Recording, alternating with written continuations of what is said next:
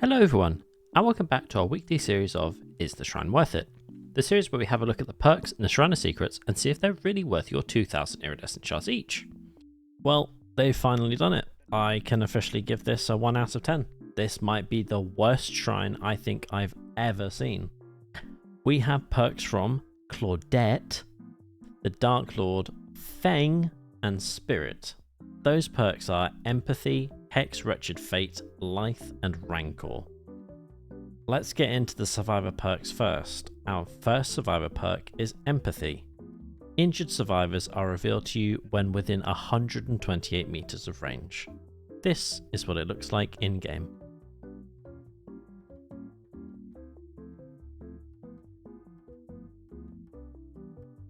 Just in terms of its strength, I'm going to give Empathy a 5 out of 10. It gives you some really good information that's pretty much map wide, but it doesn't do anything more than that, so it's not really that strong. On top of it being a pretty mid perk, it is from Claudette, and she is part of the base game, so it baffles me that Behaviour have put her perk in the shrine.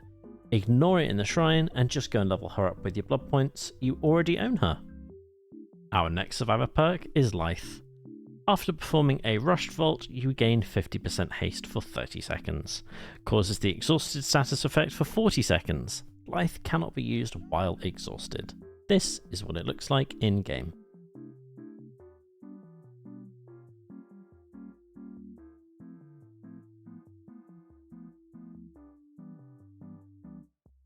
In terms of just its strength, I'm going to give Lithe a 10 out of 10. This is one of the staple perks that you can put in any build, and it is great. It makes you really hard to chase, and it just makes everything more annoying for the killer, so it's definitely worth putting in your builds.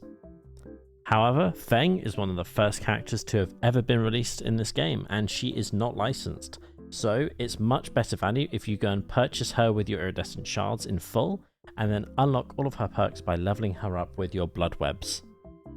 Let's move on to the killer perks. Our first killer perk is Rancor. You become obsessed with one survivor. Each time a generator is completed, your obsession sees your aura for 3 seconds. Each time a generator is completed, all survivors' locations are revealed to you for 3 seconds. Once the exit gates are powered, the obsession has the exposed status effect, and you can kill them. This is what it looks like in-game.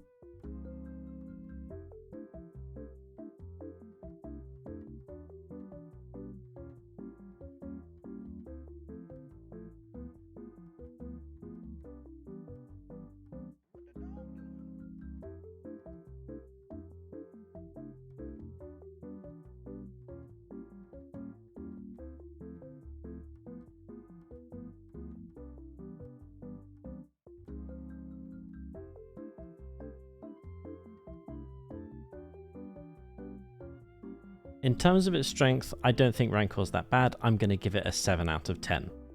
However, it is from the Spirit, and the Spirit is another very early character to come out for this game.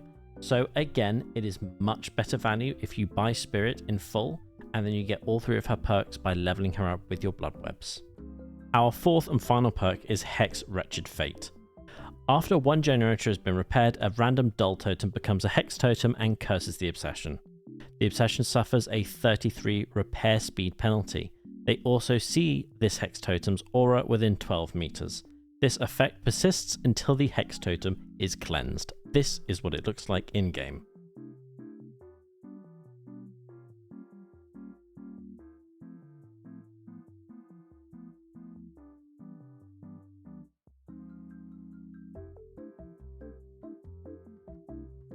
I'm going to give this perk a 3 out of 10. I think it is incredibly crap.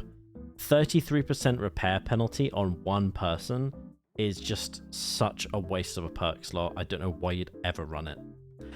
However, the Dark Lord is a licensed and the only licensed character this week, so this is technically still worth picking up. You never know, in the future they could buff this perk, so if you don't pick up perks from licensed characters in this shrine, the only other way you're going to get it is by paying real life money, so go ahead and reluctantly pick this one up. So to recap this week, you want to stay away from pretty much everything really. You don't want to pick up Empathy, Lithe or Rancor. Just level those characters up or buy them for really cheap. The only one you want to pick up is Hex, Wretched Fate, because it's the only licensed characters perk in this shrine. I'm sorry that this one was so bad, but we'll get, hopefully, it has to be better next week. Bye.